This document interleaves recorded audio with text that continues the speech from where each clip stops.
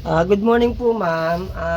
Magpapa-x-ray po sana ako, ma'am, ng lungs ko dito sa may para nag-apply po kasi ako, ma'am, abroad.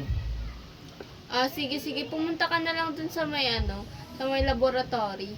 Magpa-ano ka dun, magpa-x-ray ka dun. Salamat po, ma'am. Punta na po ako, ma'am. Sige, sige.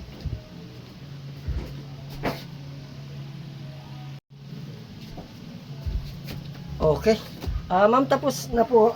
Ma'am, anong oras ko po ba makukuha yung resulta ng x-ray ko? Siguro bumalik ka na lang dito ng mga alas 2 ng hapon.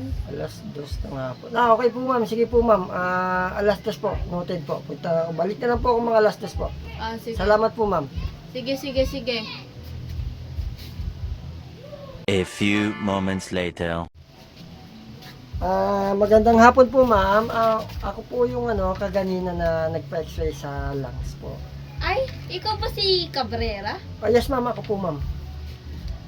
So, yung result mo naman, okay naman. Wala naman kaming nakita. So, ma'am, ibig sabihin cleared ako? Oo. Actually, wala talaga eh. Yes, ibig mo sabihin, ma'am, makakapag-abroad ako? Ibig sabihin, ano ba yan, ma'am? Ganito. Wala talagang nakita doon sa lungs ko? Wala talaga eh. Actually nga, wala talaga eh. Wala talaga kami nakitang lungs eh.